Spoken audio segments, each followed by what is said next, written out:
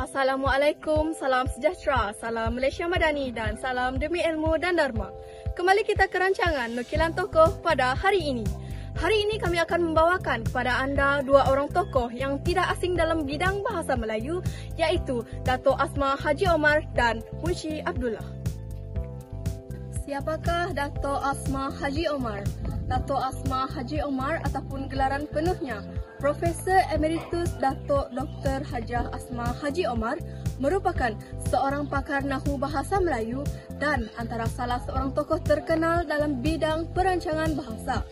Beliau dilahirkan di Jitra, Kedah pada 5 Mac 1940. Beliau juga pernah menyandang jawatan Dekan Fakulti Bahasa dan Linguistik serta Timbalan Naib Kanselar di Universiti Malaya.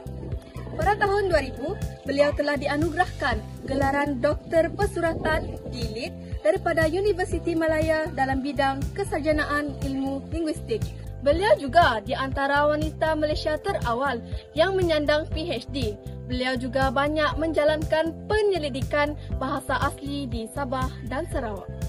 Masih ingin tahu tentang Dato' Asma Haji Omar? Kembali bersama kami.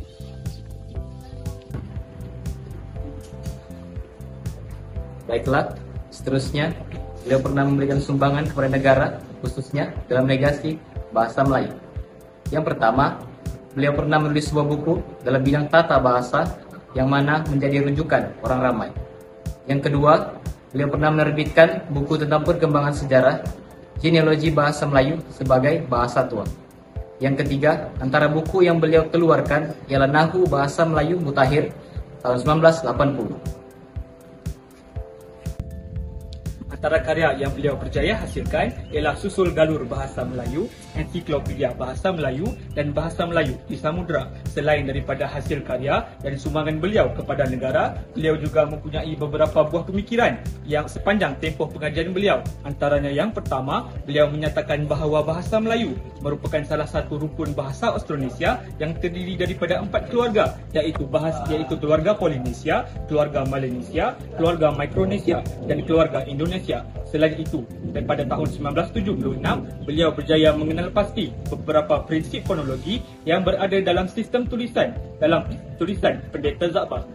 Selain itu, pada tahun 2002, beliau berjaya mendefinisikan setiap bahasa. Menurut beliau, setiap bahasa merupakan pengertian yang mematuhi beberapa pedoman-pedoman politik, sosial atau budaya dalam penggunaan bahasa mengikut situasi. Akhir sekali pada tahun 2006, beliau berjaya mendefinisikan wacana akademik di mana menurut beliau, wacana akademik merupakan hasil kreatif yang menggabungkan beberapa faktor iaitu psikologi, sosio-retorik dan bahasa. Tadi kita telah mendengarkan tentang tokoh kita yang pertama, iaitu Dato' Asma Haji Omar. Sekarang kita akan mendengarkan tentang tokoh kita yang kedua, iaitu Abdullah Munshi. Siapakah Abdullah Munshi? Abdullah Munshi ataupun nama penuhnya Abdullah bin Abdul Qadir merupakan seorang tokoh penting dalam bahasa Melayu. Beliau dilahirkan pada tahun 1796 Masihi bersamaan tahun Hijrah 1211 di Kampung Masjid ataupun dikenali sebagai Kampung Pali oleh orang Keling. Beliau berasal dari keturunan Arab dan India. Beliau mendapat gelaran Munshi seawal usia 11 tahun apabila mengajar askar-askar Melayu di Melaka. Beliau juga mengajar askar-askar India dan British bahasa Melayu. Terakhir sekali, beliau mula bekerja dengan bapanya dengan menolong bapanya menyalin dokumen-dokumen penting. Seterusnya yaitu sumbangan Abdullah Munshi. Yang pertama, pemisahan karya sastra lama dan sastra Melayu baharu selepas muncul karya beliau.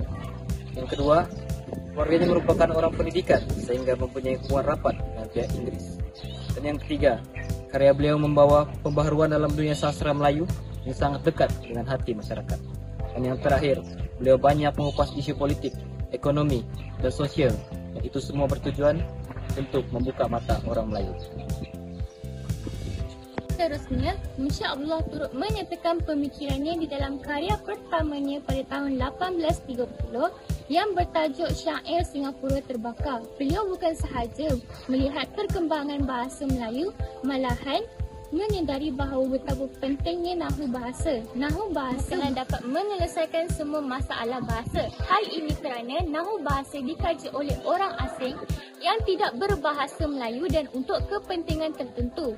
Beliau juga melihat bahawa nahu bahasa hanyalah penterjemahan orang asing daripada bahasa mereka kepada bahasa Melayu.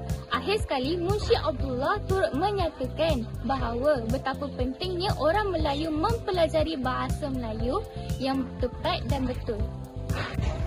Kerjaya beliau dalam bidang penulisan bermula apabila seorang mubalik bernama Alfred Knott telah menggalakkan beliau dalam menulis autobiografi. Selepas membaca kisah pelayaran beliau di sepanjang pantai timur Tanah Melayu. Antara karya-karya terpenting beliau adalah Hikayat Abdullah, kisah pelayaran Abdullah ke Mekah dan juga kisah pelayaran Abdullah ke Kelantan. Karya beliau telah menjadi inspirasi kepada generasi pada masa hadapan dan juga menjadi titik permulaan peringkat awal peralihan bahasa Melayu klasik kepada bahasa Melayu moden.